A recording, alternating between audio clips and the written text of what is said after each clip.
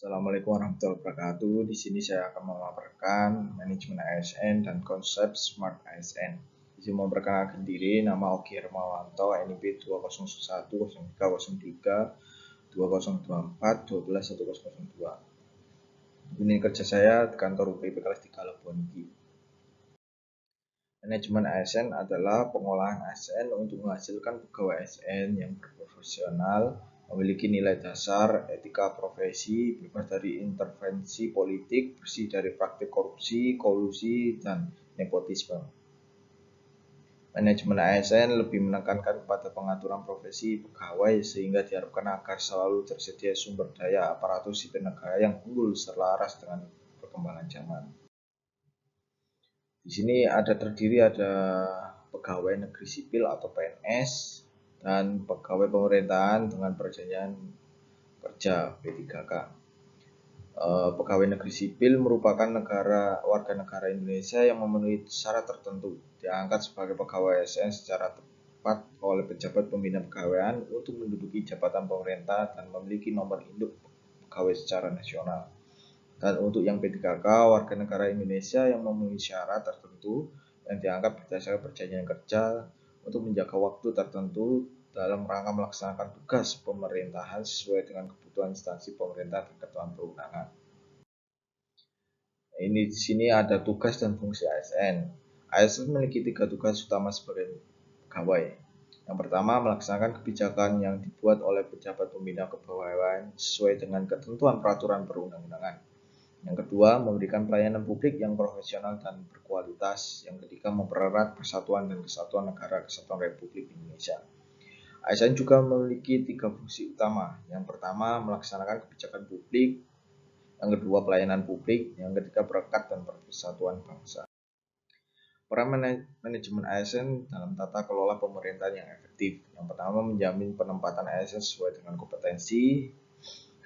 Yang kedua, mendorong kinerja dan akuntabilitas. Yang ketiga, menumbuhkan budaya pelayanan publik. Yang keempat, menumbuhkan budaya pelayanan publik. Yang kelima, mengurangi praktik nepotisme dan KKN. Yang keenam, mewujudkan pemerintahan yang responsif dan adaptif. Dan di sini ada urgensi reformasi birokrasi ASN. Yang pertama, meningkatkan kualitas pelayanan publik seperti masyarakat membutuhkan layanan yang cepat, efisien, dan transparan. Yang kedua, menjawab tantangan global dan teknologi.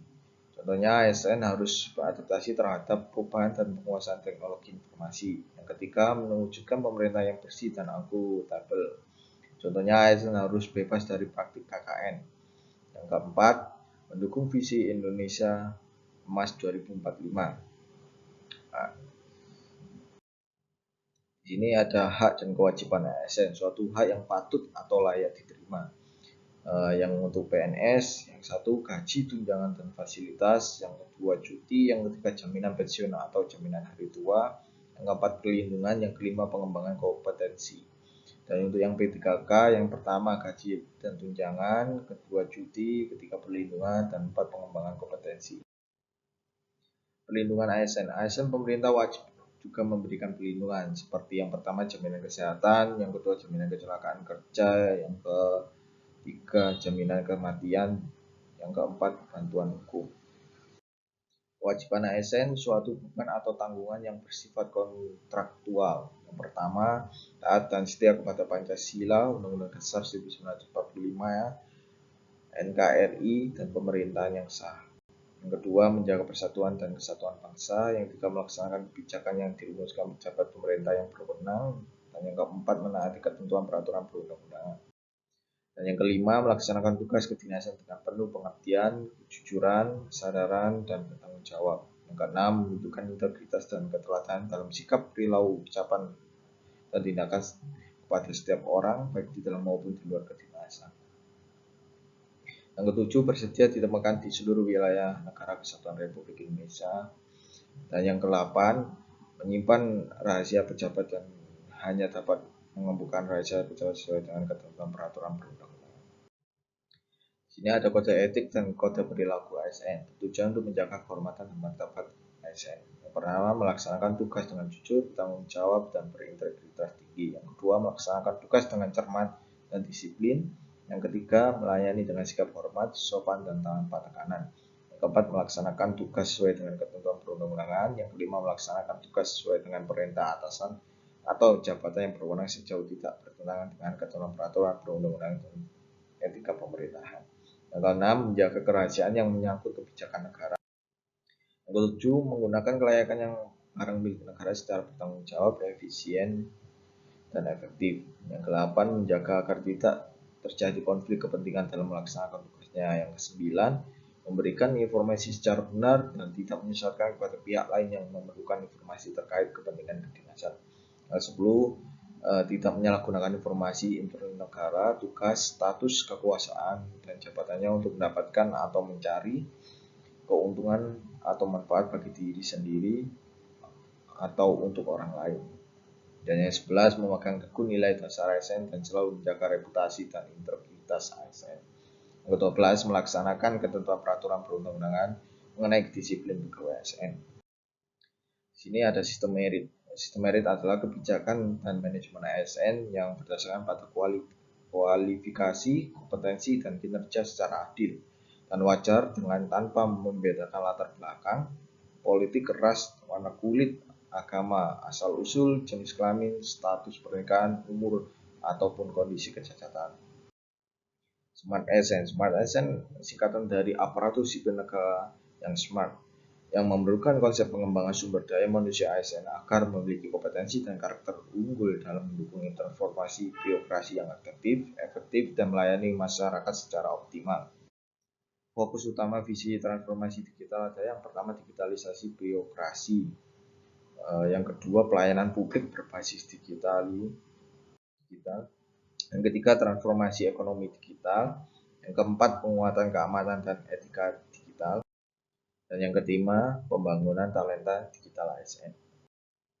Sini ada definisi literasi digital, adalah kemampuan untuk mengakses, memahami, mengevaluasi, menggunakan, dan menciptakan informasi melalui teknologi digital secara bijak, etis, dan bertanggung jawab. Mencakup beberapa kompetensi, yaitu satu, menggunakan perangkat digital dan internet. Yang kedua, menilai kebenaran informasi di media digital. Yang ketiga, berinteraksi secara aman dan etis di ruang digital. Yang keempat, mengolah privasi dan keamanan data pribadi. Yang kelima, membuat konten digital yang relevan dan positif. Di sini ada indikator literasi digital. Tolak ukur untuk menilai sejauh mana seorang atau kelompok mampu menggunakan teknologi digital secara cerdas, aman, etis, dan produktif. Indikator ini mencakup kemampuan pada berbagai aspek dari keempat pilar literasi digital. Indikator umum literasi digital yang pertama akses menggunakan teknologi, yang kedua kemampuan evaluasi informasi, yang ketiga kesadaran etika digital, yang keempat keamanan digital, yang kelima partisipasi dan kontribusi digital. Sini pentingnya literasi digital. Yang pertama, meningkatkan kualitas interaksi di dunia digital. Contohnya menghindari penyebaran hoaks, ujaran kebencian, dan disinformasi. Yang kedua, mendukung transformasi digital pemerintah. Contohnya ASN dan masyarakat bisa lebih siap menghadapi digitalisasi layanan publik. Yang ketiga, menumbuhkan etika digital dan bertanggung jawab sosial. Contohnya mendorong penggunaan teknologi secara etis dan produktif. Yang keempat, menyiapkan SDM unggul di era ekonomi digital. Contohnya mendukung kreativitas, inovasi, dan kewirausahaan. Di sini ada 4 pilar literasi digital. Yang pertama, kecakapan digital, yang kedua, etika digital, keamanan digital, dan keempat, budaya digital. Kecakapan digital adalah kemampuan teknis untuk menggunakan perangkat digital dan aplikasi secara efektif dan produktif. Yang kedua, etika digital adalah kemampuan untuk berperilaku etis di dunia digital sesuai dengan norma sosial, budaya, dan hukum. Yang ketiga, keamanan digital, mampu melindungi diri dan data pribadi di ruang digital. Yang keempat, budaya digital, mampu memahami dan membentuk dan menjaga budaya positif di dunia digital. Terima kasih. Sekian dari saya. Wassalamualaikum warahmatullahi wabarakatuh.